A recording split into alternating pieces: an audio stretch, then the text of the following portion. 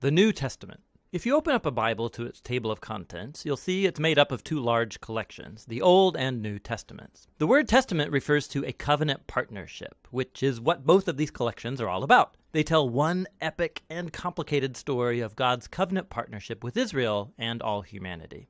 The Old Testament is called Tanakh in Jewish tradition. It's a unified scroll collection of 39 Israelite texts that were over 1,000 years in the making. In contrast, the 27 books of the New Testament all came into existence within 30 to 40 years of each other. They were all written by first-generation followers of Jesus. From an early period, Christian communities began collecting these texts and reading them alongside the Old Testament as one unified story that leads to Jesus. The New Testament begins with 4 narrative books that together are called the Gospel. They tell the story of Jesus of Nazareth's life, death, and resurrection as an announcement of good news. They're followed by a 5th narrative work called Acts of the Apostles. Here, the risen Jesus commissions the apostles, a word that means the sent ones. They're appointed as Jesus' representatives to spread the good news about him throughout the ancient world. After Acts comes a collection of letters from the apostles. These were written to provide teaching and guidance for local communities of Jesus' followers called churches. There are 13 letters connected to the Apostle Paul, and they're not arranged in the order of when they were written, but rather from the longest to the shortest. Then there's the letter to the Hebrews, written by a close but unnamed associate of the apostles. After this are the letters of James, Jude, Peter, and John. 2 were brothers of Jesus, and 2 were among his first followers. The last New Testament book is the Revelation, a letter to 7 churches that reveals a prophetic word of challenge and comfort to all of Jesus' followers. So those are the books of the New Testament, but what are they about?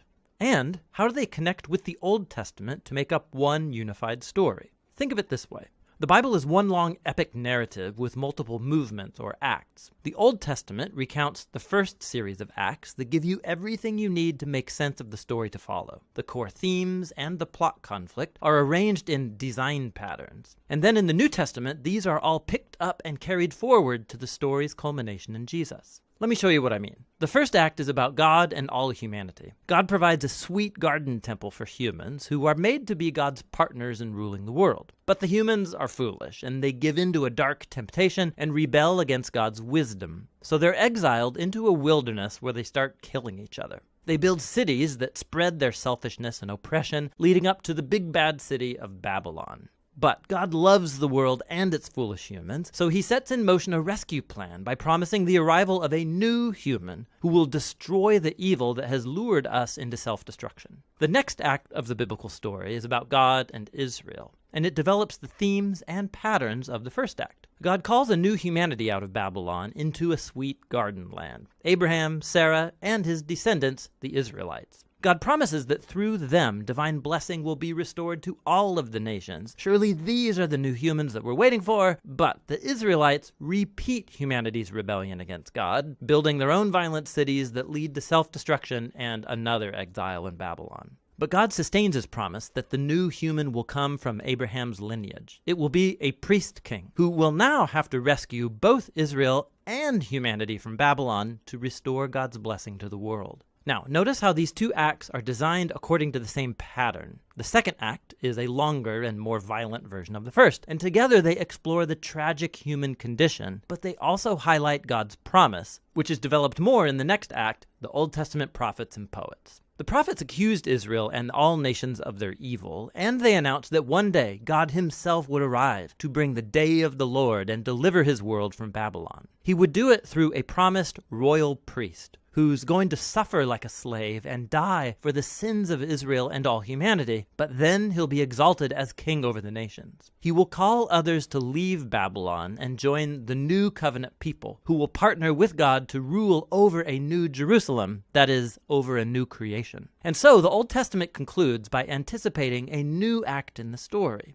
And when you turn to the New Testament, it's the same story, now being carried forward in Jesus. Let's see how. The 4 gospel accounts introduce Jesus of Nazareth, both as the promised son of Abraham who will restore God's blessing to the nations, and also as that new human who will defeat evil and restore humanity to partnership with God. So Jesus is portrayed as a human, and more. He went about announcing the arrival of God's promised kingdom, and he spoke and acted as if he was Israel's divine king. But instead of calling himself king, Jesus referred to himself as the Son of Man, that is, the human one who would act like a servant. The Gospels are making the claim that in Jesus, Israel's God has become the faithful Israelite and the true human that we are all made to be but have failed to be. Jesus' mission was to confront that dark evil that lurks underneath humanity's evil, luring us into selfishness, violence, and death. But how do you defeat that kind of evil? The surprising answer in the Gospels is that Jesus overcame our evil by allowing it to kill him on his paradoxical throne,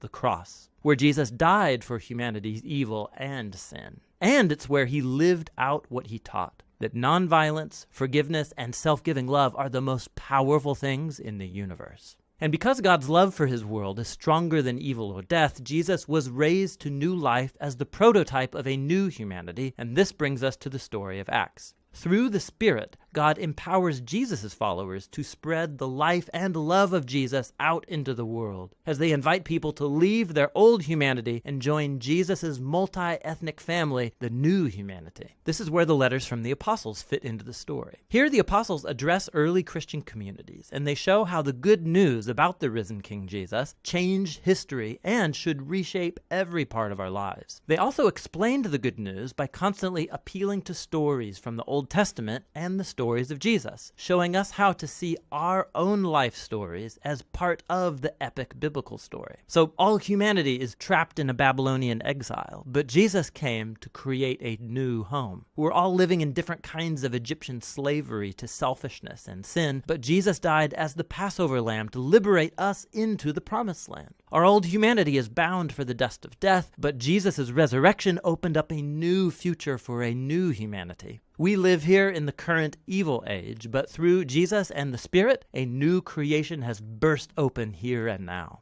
And this leads us to the book of Revelation, where the whole biblical story comes together in powerful symbolism and imagery. Jesus is portrayed as a slaughtered, bloody lamb, who is exalted as the divine king of the world. He's leading his people out of slavery and exile in Babylon, and as they resist Babylon's influence, they may have to suffer alongside their slain leader. But when you follow the risen king, not even death can prevent the dawn of the new creation, which is here depicted as a new Jerusalem garden temple, the true home of humanity after its long exile. And so on the Bible's last page, heaven and earth are reunited, and the new humans take up their appointed task from the Bible's first page, to rule the world together in the love and power of God. The New Testament is a remarkable collection of documents. They represent the testimony of the apostles that points us to the risen Jesus himself. And through God's Spirit, these human words have been speaking a divine word of hope from the 1st century to the 21st. Each book shows how God, through Jesus and the Spirit, is leading our world to its ultimate goal in a renewed creation. And so the story's end is really the beginning of a new story that is yet to be told. And that's what the New Testament is all about.